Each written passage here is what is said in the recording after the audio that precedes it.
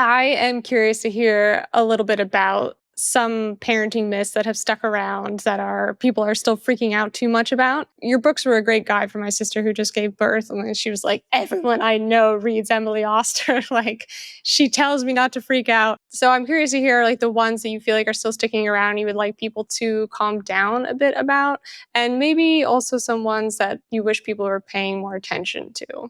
The biggest place this comes up is in sort of early parenting, where there are many big important choices about how you're going to run your life and what you're going to do with your kids. So are you going to co-sleep, or are you going to sleep train, or are you going to do neither of those? Are you going to circumcise or not circumcise? Are you going to breastfeed? Do you use formula? In some ways, I think the myth is that there's like a right way, and we get fed very frequently the idea that this is something you could win.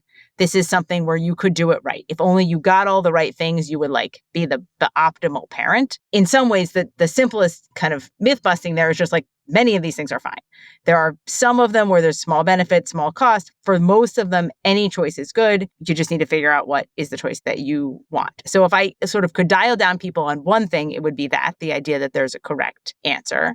There are some things in pregnancy where I feel that we have persisted in myths and behaviors, which are just literally not a good idea. So the example there, I think, is most salient is bed rest. So a lot of people get put on bed rest during pregnancy still, and there's virtually nothing for which bed rest is actually a good idea. It like seems sensible, which is a source of many kinds of myths. It seems like, if you are at a risk of going into preterm labor, if you just lay down, like that would probably be fine because then it like couldn't fall out, which sort of misunderstands the process of birth and is sort of ridiculous, but I think it kind of seems like it could be right. That's how a lot of myths get reinforced.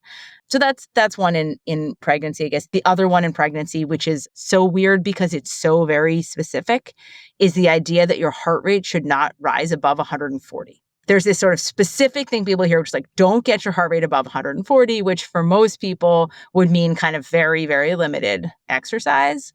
And then you're also told, well, it's really important to exercise.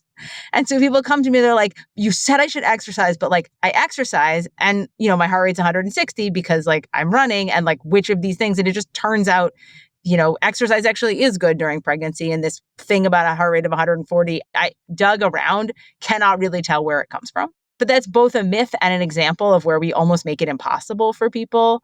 And I think that's some of the frustration. Like you're telling me do this and also do this other thing, and they are totally incompatible. Your baby needs to sleep on its back all the time, but also it's really important to sleep.